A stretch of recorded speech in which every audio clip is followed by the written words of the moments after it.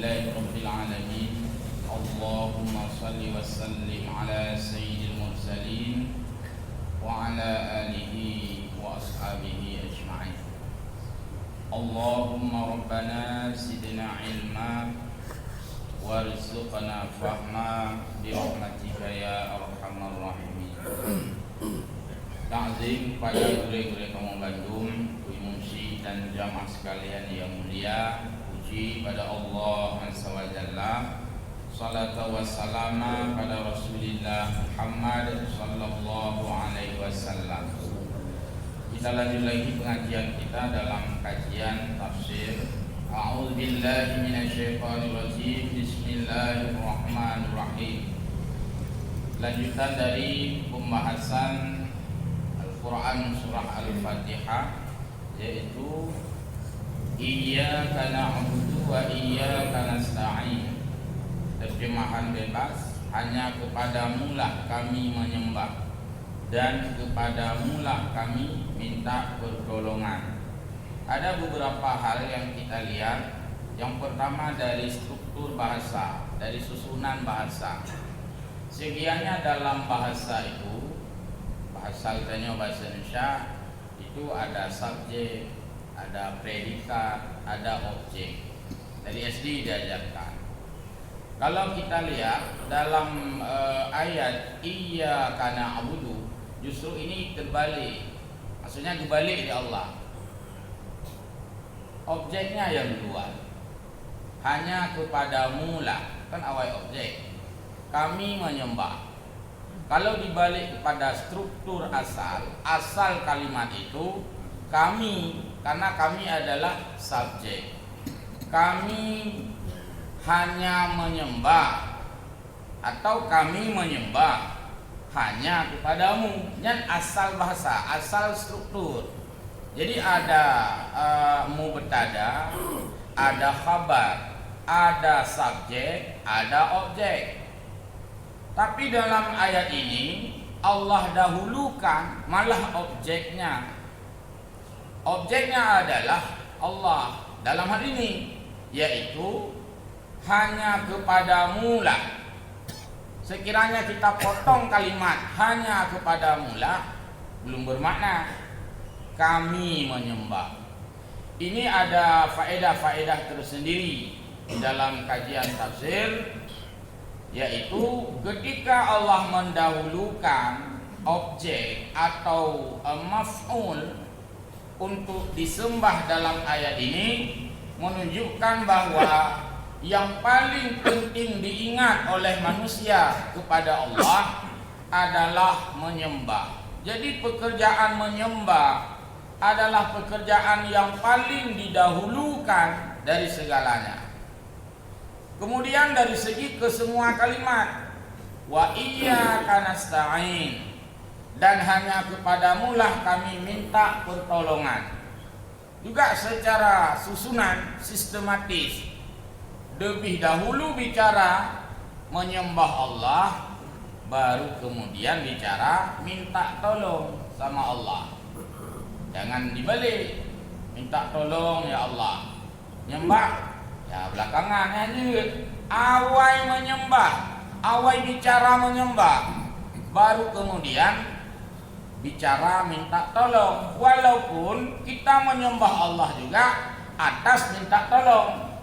Karena kalau kita nggak minta tolong sama Allah untuk menyembah Allah, juga kita tidak bisa menyembah Allah tanpa ada pertolongan Allah. A'inna ala zikrika wa syukrika. Itu pun minta bantu sama Allah. Tetapi secara umum bahwa meminta tolong kepada Allah itu setelah bicara beribadah. Kalau dengan manusia kelegean sih. Nah, jadi jangan kita butuhkan orang lain hanya untuk minta tolong. Tetapi ada keakraban lain yang kita buat dengan manusia, ada relasi lain yang kita hubungkan dengan manusia, baru bicara minta tolong. Menyuruh ngalam taturi, kiban talakai tulung, haji talakai tulung, mudah hana taturi. Jadi ada hubungan yang intens, hubungan yang dekat. Ketika kita sudah dekat dengan Allah, maka lakai tulungnya hal yang gampang. Seolah ya. Pakai lakai tulung Allah, ya Allah tolong ya Allah. Sang lagi seolah Allah melong hendak kata ibang lakai tulung orang kau. Nyen ngaka sembah lum kami kita. Maka ada ayat fazkuruni alfurkum. Seolah Allah mengatakan, tapi ke yang long yu ada kebek apakah yang keperleka. Kemudian yang long yu putra sembah drone yang apa fikir sembah ada masalah lagi tolong gampang tanya kau urusan lu. Jadi duluan kita yang berbuat untuk Allah. Barulah kita merasa tidak malu untuk minta bantu sama Allah. Yang dari segi faedah susunan kalimat. Kalau diamalkan seperti itu, kita adalah orang yang mengamalkan iyyaka na'budu wa iyyaka nasta'in. Kalau hanya orientasi kita yang nak ingat bila ke bantu Allah nyo kalinyo ya Allah bantu kalinyo. Ibadat tidak pernah kita telah membalik ayat iyyaka nasta'inu wa iyyaka na'budu. Mah nak tegur kan? Dalam praktek kembali. Iyyaka na'budu wal makna iyyaka nakhussu bil ibadah. Iyyaka na'budu bermakna secara khusus itu kami beribadah. Yang paling menarik juga dari kajian bahasa Arabnya, kalau kita sebutkan iyyaka na'budu, hanya kepadamu yang kami sembah. Kenapa tidak ditulis atau tidak diturunkan ayat kepadamulah saya menyembah? Menjadi kalimat iyyaka, bukan lagi na iyyaka a'budu. Akan hamunan ayat kepadamulah ya Allah saya menyembah. Dari segi maknakah hana beda mana? Kepadamulah kami menyembah. Kenapa terjadi kalimat jamak di sini? Plural. Bahasanya jamak kami. Menunjukkan bahwa Allah juga sangat menginginkan kita menyembah Allah itu secara bersama-sama, kolektif. Salat jamaah. Ya Allah, kami menyembahmu. Kami ramai dia. Maka ayat ini juga tidak menunjukkan, bahkan membantah sama sekali larangan zikir berjamaah. Haji berjamaah ibadat. Tiba haji berjamaah. Semua kalimat-kalimat menyangkut dengan ibadah itu Allah menggunakan kalimat jamak mutakallim. Artinya kalimat kami. Wa iyyaka nasta'in. Ya Allah, kepadamulah kami minta bantu. Kami. Ketika kita duduk bersama, doa bersama, masuk kalimat nasta'in. Kami sedang minta bantu kepadamu ya Allah. Hana mesti saya sedang minta bantu padamu ya Allah.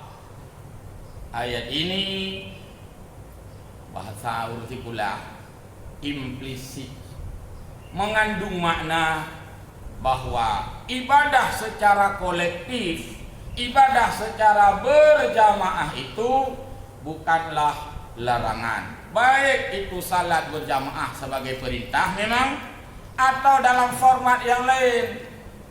Yaitu banduna urang duduk zikir berjamaah. Bid'ah hana musafur. Padahal implisit dari kandungan ayat na'budu nasta'in. Jadi sampai sana di tafsir. Jadi kacara murawai kan mengai. Baik, tanya lagi tapi ke urawai hana kaji long. Ada kan tanya orang merono ba urawai. Baik, jadi selanjutnya adalah iyyaka na'budu maknahu la a'budu ahadan siwaka. Tidak ada yang kami sembah selain dari Engkau ya Allah. Bolehkah dalam bahasa Indonesia menyebut Engkau kepada Allah? Boleh, karena Engkau itu memiliki nilai rasa. Hanya saja ketika ditulis dalam kaidah kata bahasa Indonesia yang benar, maka huruf E-nya huruf besar. Menyatakan ke manusia, engkau sombong kali, sama sih engkau nyansi, tapi nilainya yang berbeda. Engkau kepada Allah itu dalam tulisan E besar, seperti juga kita sebut mu, kepada mu lah M itu yang besar. Jadi nyana kaidah-kaidah penulisan sama dengan Tuhan, maka tidak boleh ditulis Tuhan yang dimaksudkan Allah dengan T kecil, mesti T besar. Ketika diterjemahkan la ilaha illallah, tiada Tuhan selain Tuhan, itu maksudnya tiada Tuhan selain Allah. Kalau ditulis tiada Tuhan selain Tuhan dengan T besar, nyandek perbedaan. Maka dulu Nur Khalis Majid diprotes, masa terjemahan tiada Tuhan selain Tuhan, kai tuding lah. Ya memang ada benarnya juga dituding. Masa sudah buat kalimat benar-benar Allah dzikir tiada Tuhan selain Allah, masa diterjemah tiada Tuhan selain Tuhan? Makanya beliau ada alasan juga. Makanya saya tulis dengan T besar, katanya. T besar itu maksudnya Allah. Ini lagi ya, enam salah. Yang jangan dia maksudkan T besar itu untuk semua Tuhan. Itu tidak bisa diterima. La ilaha, tidak ada Tuhan, satu pun tidak ada Tuhan. Yang ada adalah Allah. Maka Allah itu kadang-kadang juga kita orang Islam, kita orang mukmin juga menyebut dengan Tuhan, tapi dalam persepsi T-nya huruf besar. Kan lo tidak ada ke Tuhan, pulung ya Tuhan bantu, kan Tuhan tidak disebutkan. Jadi hanya saja persepsi huruf T itu besar. Selanjutnya waqila al-ibadah ibaratun anil fi'li alladhi yu'addi fihi al-fardu li ta'zimillahi ta'ala.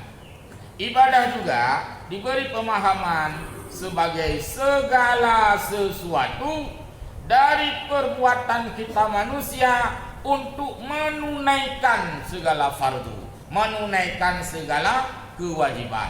Itu juga makna ibadah.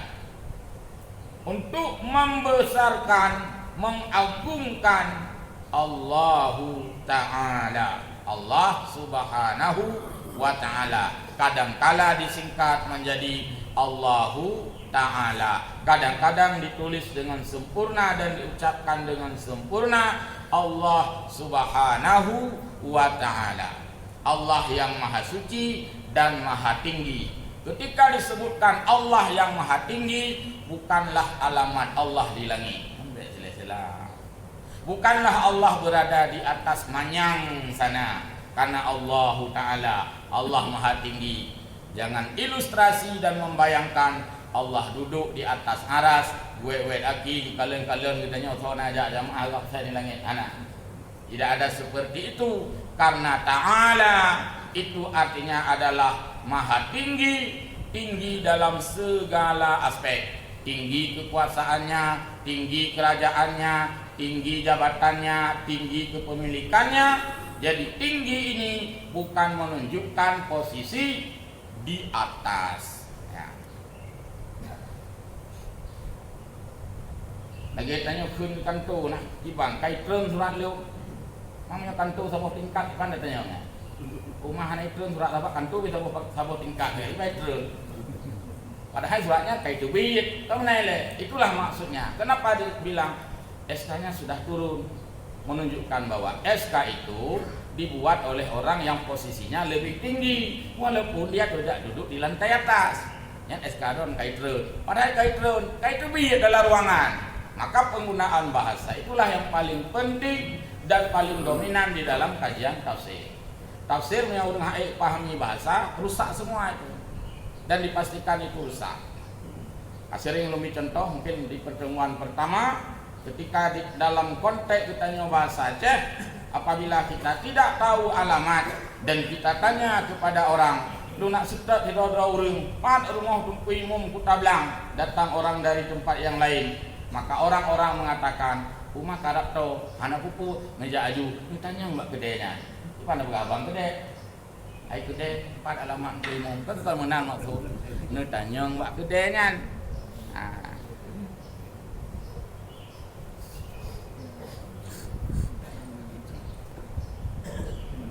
Ya.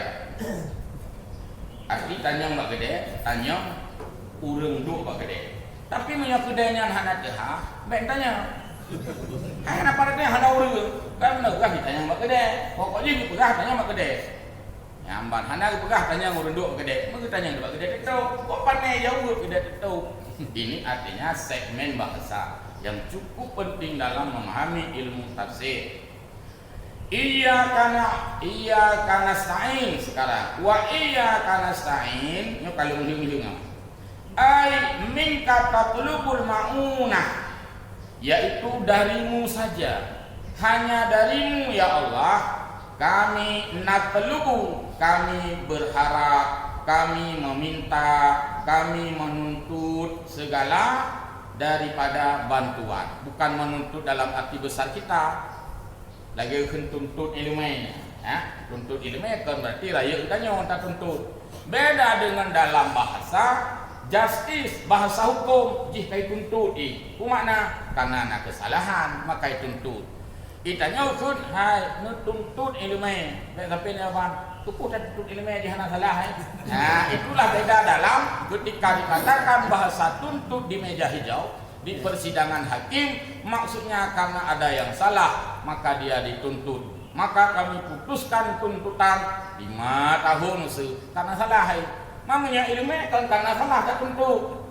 Justru kita ingin mencari dia. Maka makna naqlub itu artinya menuntut, artinya sangat membutuhkan. Kita sangat membutuhkan kepada ma'unah, artinya pertolongan Allah. Bahkan sampai untuk ibadat pun kita butuh bantuan Allah. Maka la haula wala quwata illa billahil aliyil azim itu adalah statement kalimat thayyibah yang bermakna kita butuh bantuan Allah. Untuk ibadat butuh bantuan Allah agar sanggup melakukan.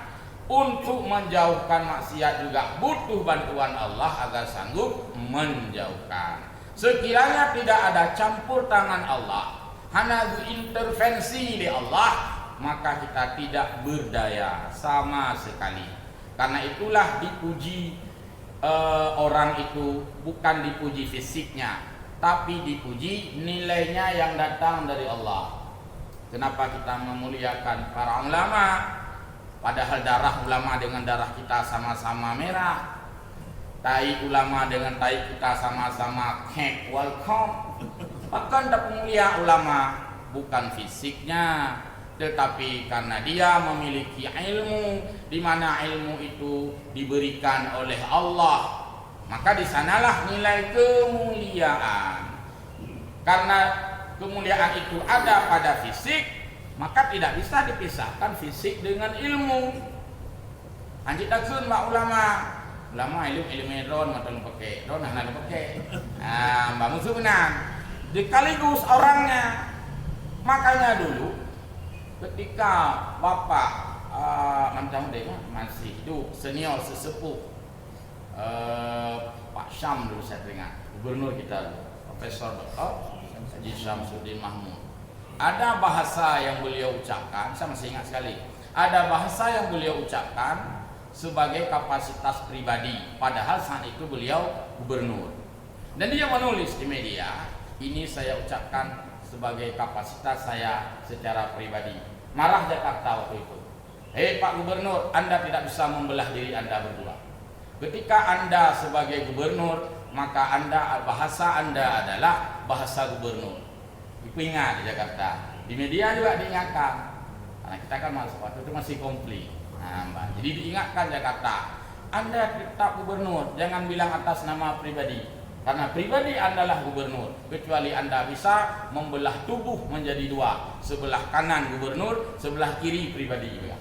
Ini menunjukkan bahwa kita melekat secara kesatuan. Maka tidak boleh hanya menggunakan jasa orang tanpa tidak menggunakan orang. Beda kun depan kuimum masjid tu kuimum ilung jasa drone mantan pakai. Tapi drone nak lu pakai, maka tai khauri nak lundang drone. Jasa nak sakai lu pakai. Nah, kau mana ini?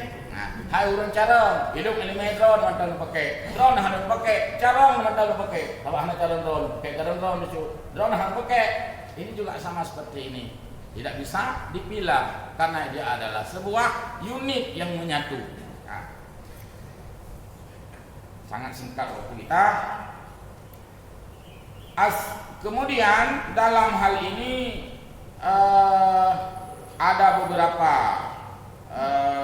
intisari ya daripada kalimat ini.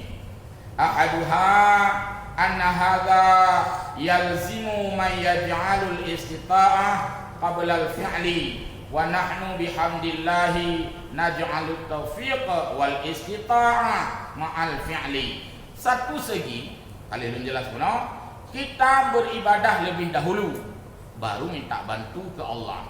Tetapi dalam hal yang lain kita juga tidak bisa beribadah tanpa sekaligus dengan minta bantu kepada Allah. Yang kedua, an-nasani annal isti'anah naw'un ta'abbudi. Dan yang kedua bahwa minta bantu kepada Allah juga bahagian daripada ibadah. Minta bantu. Contoh minta bantu adalah doa. Ya Allah, bantulah kami. Allahumma inna nas'aluka ilman nafi'ah. Ya Allah, kami minta bantu padamu. Ya Allah, berikan kami ilmu yang manfaat. Ini kami minta bantu. Ini pun ibadah. Berdoa pun ibadah. Walau Allah belum membantu. Katakan Allah belum membantu. Dalam realita katanya. Padahal sudah dibantu. Cuman bentuk lain saja. Bentuk lain kan. Nah, orang Allah membantu beliau tahu-tahu dia tidak diberikan banyak uang, tapi dia tidak pernah sakit. Berarti bantuan Allah alihkan dalam bentuk sehat. Kenapa? Menyehat ipetimang, menyopeng angguh. Jadi Allah yang Maha tahu. Ya, maka meminta bantu kepada Allah pun adalah ibadat. Maka hadis ad-du'a'u ibadah. Doa itu adalah ibadah. Itu persepsi dalam iman. Beda dengan persepsi kapitalis, orientalis, dan sekularis. Orang-orang sekularis menganggap bahwa doa tidak berfaedah. Bahkan mereka menertawakan umat Islam yang berdoa. Doa seolah ikut mata tahu ada terjemah itu. Mau doa juga kah? Ikut dan berdoa dumpuna. Nah, itu persepsi kapitalis dan sekularis. Sedangkan dalam persepsi mukmin berdoa itu adalah ibadah. Di samping itu juga sudah disebutkan dalam ayat Al-Qur'an, ud'uni astajib lakum fa idza sa'alaka ibadi anni fa inni qarib, dan banyak sekali ayat-ayat yang lain. Doanya ibadah.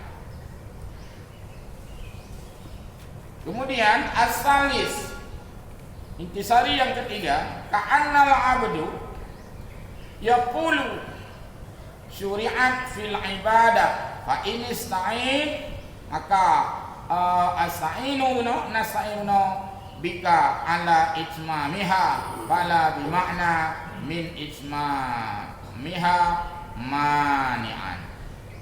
Doa dan ibadah adalah hal yang diiringi dan hal yang disertakan itmamiha, kedua-duanya secara berimbang. Kalau ada yang tanya, apakah kita lebih besar beribadah ataukah lebih besar minta bantu kepada Allah? Porsinya sama, sebab kalimat itu polanya sama. Hana pegah di dalam ayat, hana pegah oleh Allah.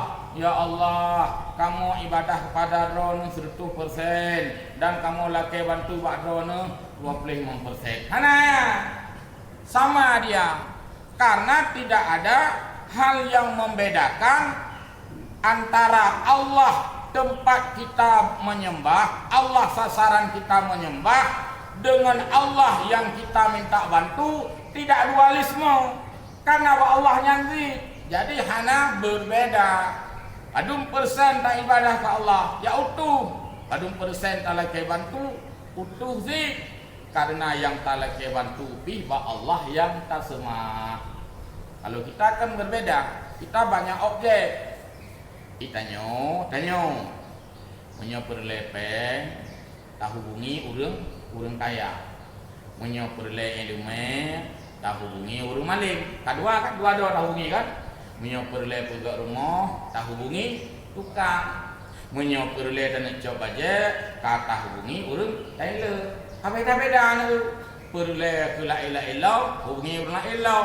Menyo ka sakit aki, nyan bek perle ke urang kaya, bek perle ke tungku urung-urung. Lain-lain objek, lain-lain keperluan.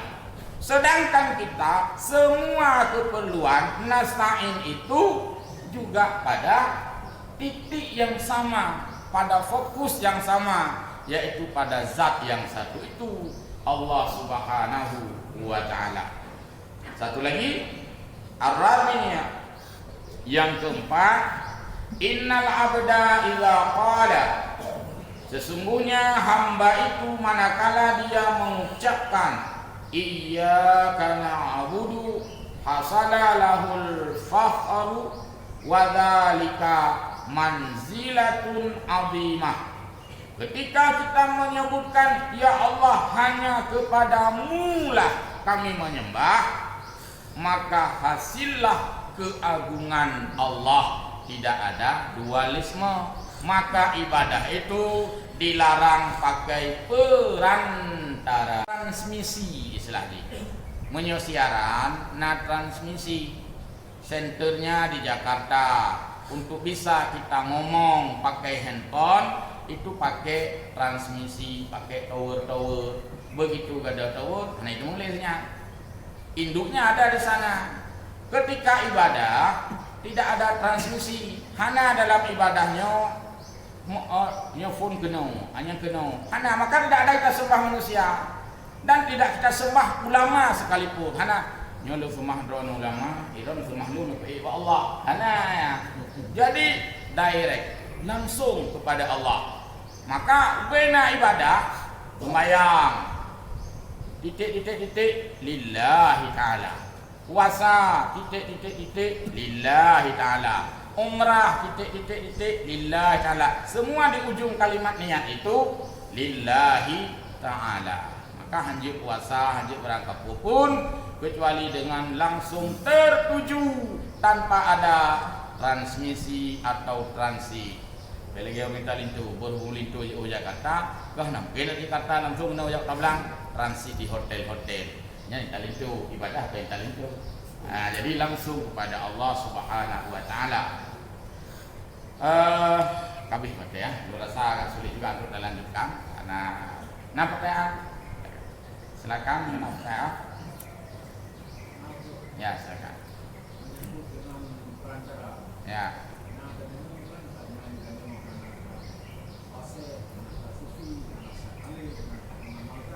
Ya.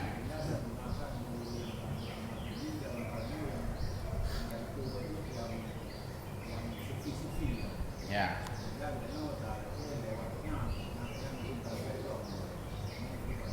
Ya. Yang diminta itu ada dalam istilah kajian Ahlussunnah wal Jamaah, itu wasilah. Wasilah sama sekali bukan menunjukkan ibadah kepada manusia. Ya ayyuhalladzina amanu wabtaghu ilaihil wasilah. Hai orang-orang yang beriman, carilah, tuntutlah, tempuhlah kedekatan dirimu kepada Allah itu dengan wasilah. Wasilah di sana yang pertama bermakna amal. Amal ditanyanya wasilah. Amal ditanyanya adalah mediasi dengan Allah. Kenapa kita dekat dengan Allah? Karena ada amal. Amal inilah yang membuat kita dekat dengan Allah. Yang kedua, wasilah bijahi Rasulillah, yaitu wasilah dengan nilai, jasa, kemegahan, keagungan, akhlak Rasulillah. Maka itu adalah bukan meminta kepada Rasul, tetapi dengan keberkahan, daripada jah Rasulullah, kemuliaan, termasuk dengan jah dalam makna berkah. Ya Allah, dengan berkah para ulama-ulama yang telah memberikan ilmu kepada kami, maka jadikanlah kami orang yang terang hati. Watetam lagi langsung ke Allah. Menyobuno adalah menunjukkan keberkahan, tapi yang kan lagi yang dilarang adalah meminta atau menyembah kepada manusia. Itu tidak ada khilaf pendapat. Anak khilaf pendapat. Man dengan berkatnya, dengan berkat barakah memang ada dalam agama barakah. Bahkan berkah itu segala sesuatu yang kita tuntut dari Allah.